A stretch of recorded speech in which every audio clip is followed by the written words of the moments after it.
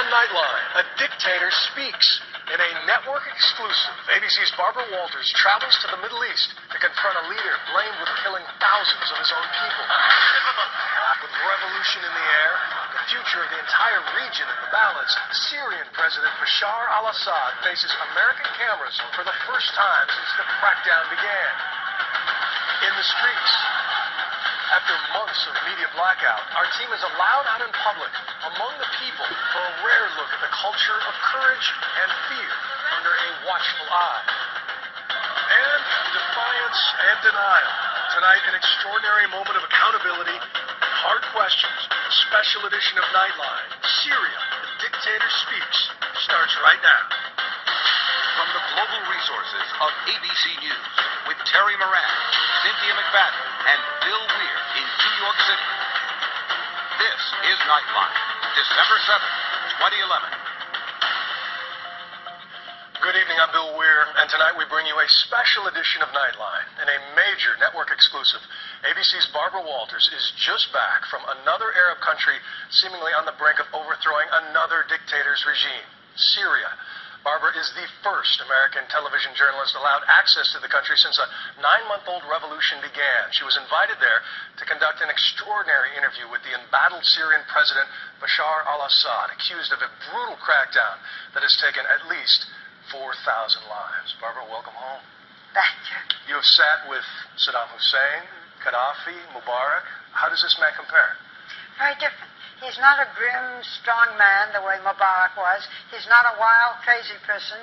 At least that's the way Gaddafi seemed to us. He is calm. He is soft-spoken. He is articulate. He speaks very good English. There were no ground rules. He answered every question. But there is this disconnect, Bill, between what we hear about this country, the reports that we have seen, and what he says, and it's hard to put the two things together. It was the uprising, captured by cell phone cameras and posted online for the world to see. Syrian protesters chanting for the removal of their president. The crackdown that resulted has been hard to ignore. Civilians gunned down on the street, the dead dragged away.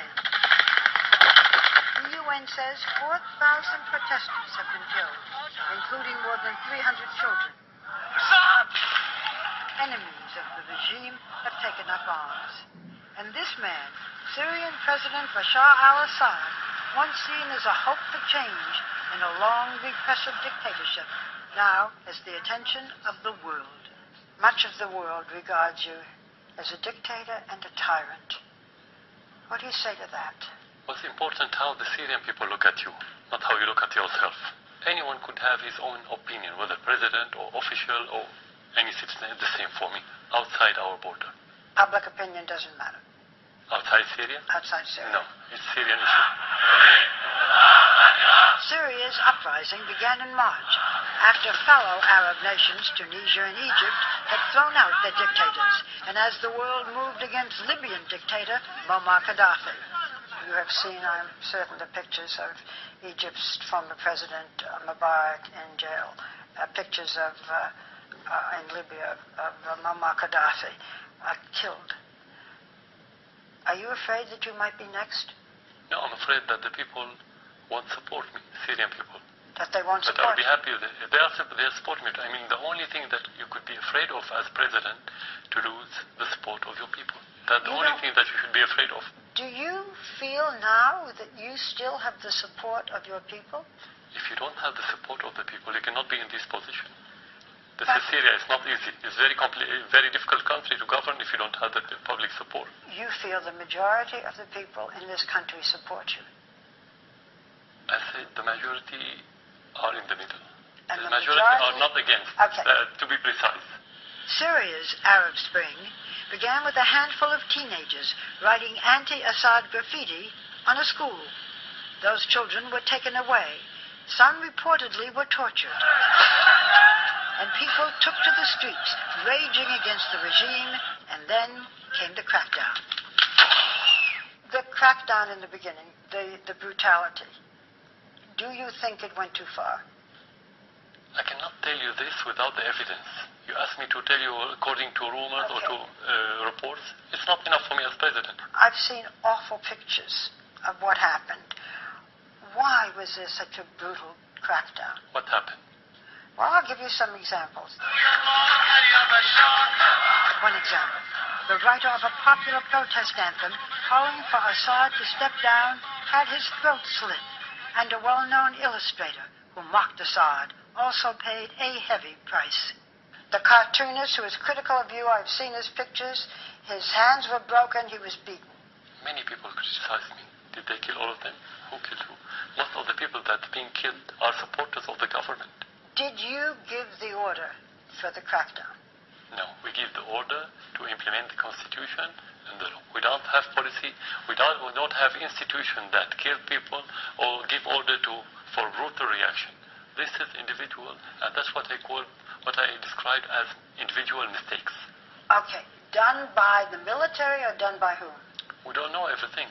But in some cases done by the police, in some cases done by civilians. Civilians who support the government, not by government, not by police. But not by your command? No. We don't have no one's command. There was no command to kill or to be brutal. People went from houses to houses. Children were arrested. I saw those pictures. But to be frank with you, Barbara, I don't live here. How did you know all this? We have to be here to see. We don't see this. So it cannot depend on what you hear in the United States. But I saw reporters who brought back pictures. Yeah, but how did you verify those pictures? Yeah, so that's why we are talking about false allegations and distortion of reality. Do you feel guilty? I did my best to protect the people, so you cannot feel guilty when you do your best. You feel sorry for the life that has been lost, but you don't feel guilty when you don't kill people. And this is Assad's main argument. His country, he says, is not on the brink of a civil war. The world has been duped by those violent videos, and that this is not a fight against peaceful protesters, but against armed opponents of the regime. That's what he says. That's what he says. The U.S. State Department disagrees. After watching your interview, a spokesman said it's either disconnect, disregard, or he's crazy. I vote for disconnect. He's not crazy.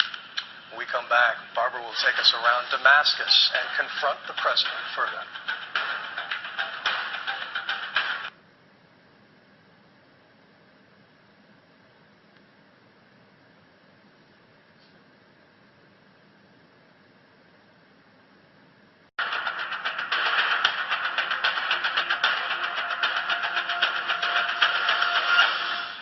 Now to the special edition of Nightline, ABC's Barbara Walters. More of her exclusive interview with the Syrian president, Bashar al-Assad. It's so tough for us to get a real picture of what's happening on the street there. What was Damascus like for you?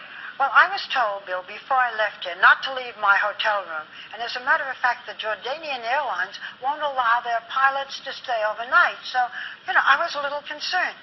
The city is very calm. Shops are open. I had a minder, a young woman with me all the time, but I could go anywhere. People are sitting, in malls, drinking coffee and so forth. And yet, 1 hour away, there's violence and people being killed. Again, there's this disconnect that's very hard to put together. We landed in the capital, Damascus, in the early morning and found this ancient city largely quiet. No overt signs of tension or even heightened security. As the stores opened, we found food stalls well-stocked and busy. Same with the old Damascus market. Only at the high-end stores and hotels is the punishment starting to hurt. Say it's dropped to zero right now. Meanwhile, the protests rage on. Bashar al-Assad was never meant to be president. His father, Hafez al-Assad, had ruled his nation with an iron fist for 30 years and had groomed another son to lead. But after that son was killed in a car crash, the president summoned Bashar, then an eye doctor in London, told him, come back to Damascus. Do you sometimes wish that you were still an ophthalmologist? No, you cannot look back to see yourself as a doctor. Now you have more important position. And indeed he does. Just last month, an independent United Nations commission who interviewed more than 220 Syrians issued a report stating that the Syrian government committed, quote, crimes against humanity, torture, rape, and other forms of sexual violence against protesters, including children. Do you acknowledge what the UN said? Very simply, I would say send us the documents and the concrete evidences that you have, and we'll see if that's true or not. You have a lot of allegations now. Did the UN not send you these documents? Nothing at all. They don't have even the names.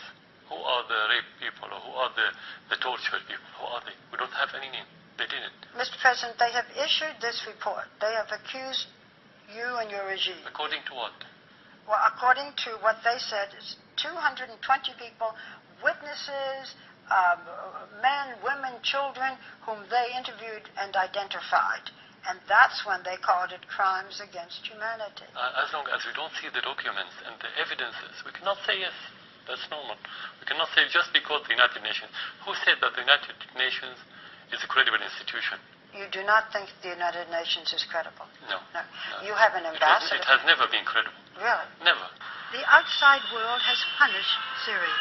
The United States, European Union, and the Arab League have imposed sanctions targeting Syrian banking assets and limiting travel of top officials.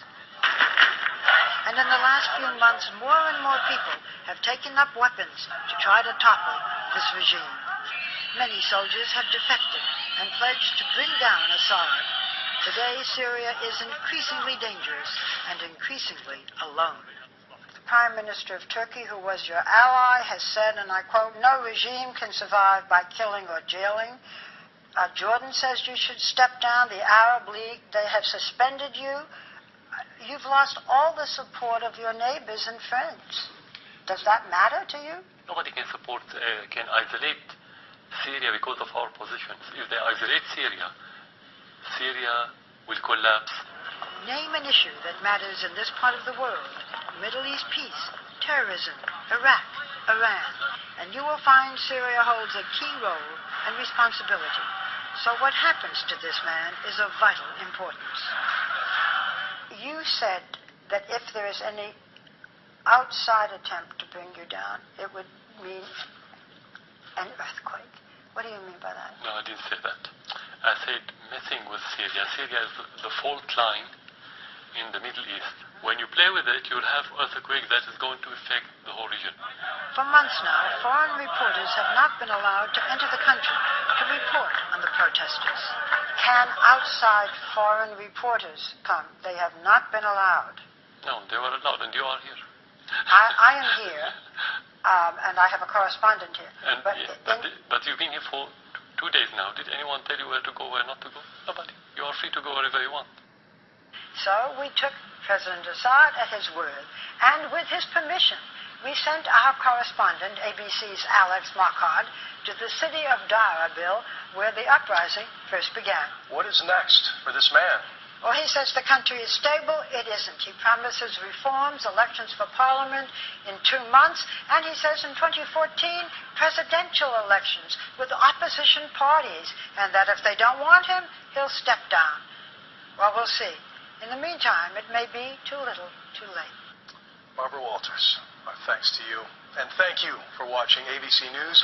We hope you check in for Good Morning America. They'll be working while you rest. We're always online at abcnews.com. Jimmy Kimmel up next. Have a great night, America.